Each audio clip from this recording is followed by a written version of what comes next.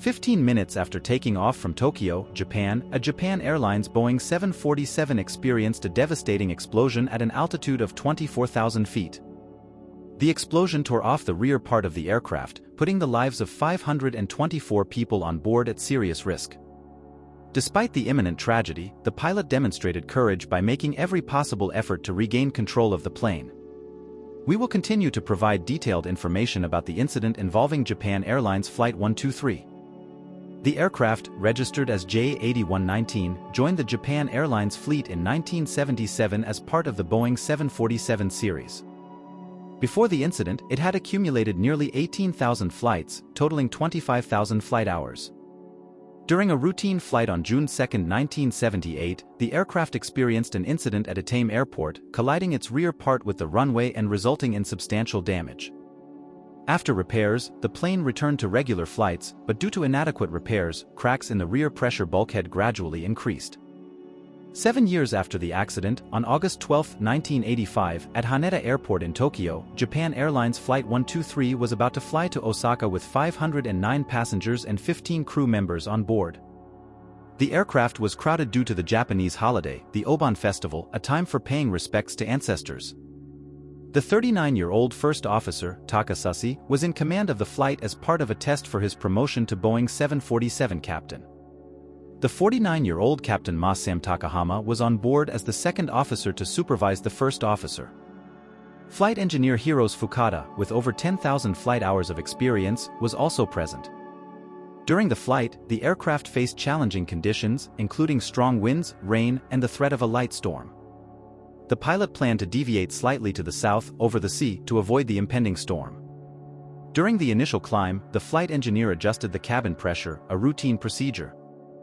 However, due to inadequate repairs after the previous incident, cracks in the rear pressure bulkhead had increased over time, culminating in the tragic explosion.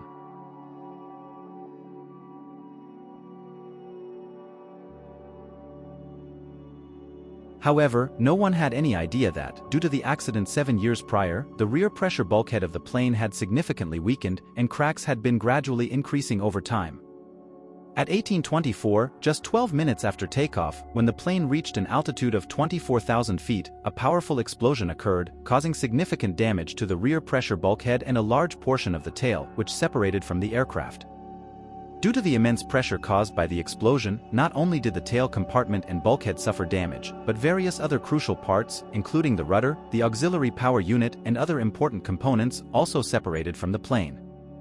As air pressure rapidly decreased, items stored in the passenger cabin and various small parts of the plane were quickly pulled out of the cabin. As air pressure dropped, oxygen masks began to fall in the cabin, and the flight crew immediately instructed all passengers to don their oxygen masks and fasten their seatbelts. Faced with this critical situation, the captain immediately transmitted a distress signal 7700 on the transponder, alerting the Air Traffic Control Tower (ATC) and other nearby aircraft to the serious problem with the plane. The captain ordered the first officer to turn the plane back to Tokyo, but during the maneuver, the plane began to lose altitude and turn sharply to one side. Even with the first officer's efforts to level the plane, it became evident that all hydraulic systems had failed. In a desperate attempt to regain control, the pilots faced an additional challenge when they realized that the plane's stabilizer had also failed. The plane began to sway from side to side, performing rolling movements, and the situation became extremely challenging. In the passenger cabin, many passengers began writing final messages to their loved ones, while the crew demonstrated courage by assisting passengers with seatbelts and oxygen masks. Despite the heroic efforts of the crew, the plane continued to descend rapidly, alternating between steep descents and sudden climbs. The pilot and the flight engineer, without the use of oxygen masks due to the rapid decrease in oxygen levels, were succumbing to hypoxia. Hypoxia reduces the ability to think, understand, and make decisions, gradually leading to unconsciousness. In the midst of this critical condition, the pilots were fully focused, doing everything possible to keep the plane safe.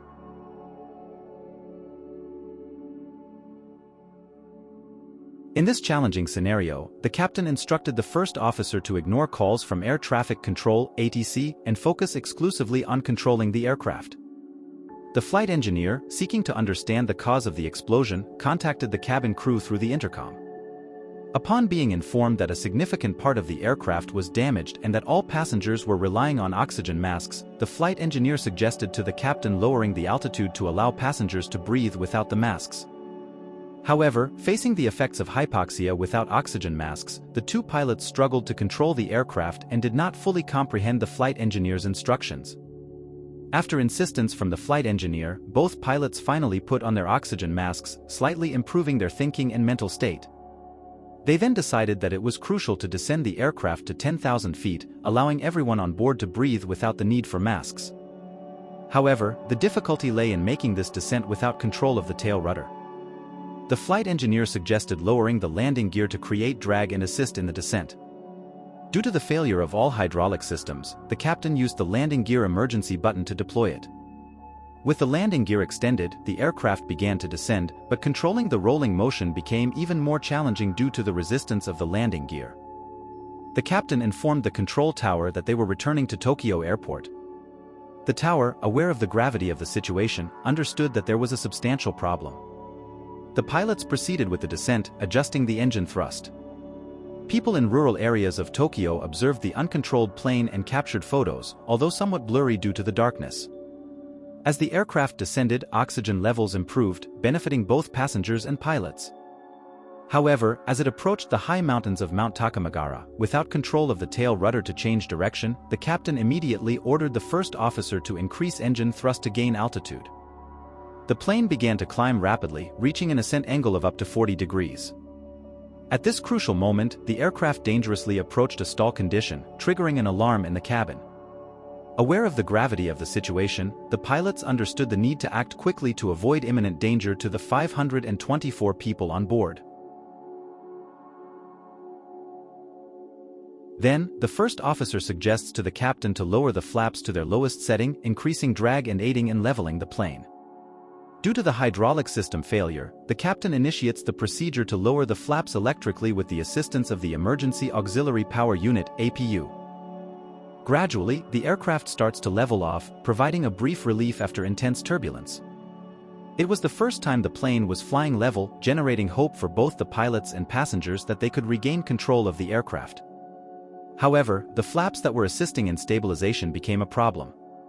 Instead of remaining in a stable position, the flaps continued to extend, and the left flap increased more than the right. Due to this disparity in the flaps, the plane started to rapidly tilt to the right. The first officer immediately increased the thrust lever in an attempt to regain control. However, for some reason, they applied more power to the left thrust lever, resulting in a complete tilt to the right and a descent towards the high mountains of Takamagara. Controlling the aircraft at such a low altitude above the mountains became beyond the pilot's capability. The right wing of the aircraft collided with the mountain, breaking off along with the attached engine. Subsequently, the plane crashed into another hill, triggering a fire and smoke that spread rapidly. Observers at the Air Traffic Control (ATC) tower, in their helpless situation, could only watch as the plane disappeared from the radar screen. ATC repeatedly tried to contact the pilot but received no response. A Japanese military aircraft in the area communicated with ATC, reporting an increase in smoke and fire near the mountains of Takamagara. About a minute later, it was confirmed that Flight 123 had indeed suffered a crash. The impact was so devastating that the Japanese government had little hope of finding survivors due to adverse weather conditions and darkness. Japanese authorities hesitated to send rescue helicopters to avoid putting more lives at risk. It took about 12 hours after the crash for rescue teams to be dispatched to the site. The next morning, 4 people were found still alive among the 524 on board, and they were immediately taken to the hospital. If rescue teams had been dispatched immediately after the crash, many other injured passengers could have been saved. This accident, one of the deadliest in aviation history in terms of lives lost, resulted in significant changes to aircraft design by Boeing to prevent tail failure due to cabin pressure. Japan Airlines also implemented strict regulations in its maintenance processes to ensure the safety of its aircraft. These changes contributed to making air travel globally safer. Sadly, Flight 123 of Japan Airlines had to pay the price for these improvements, resulting in the loss of 520 lives.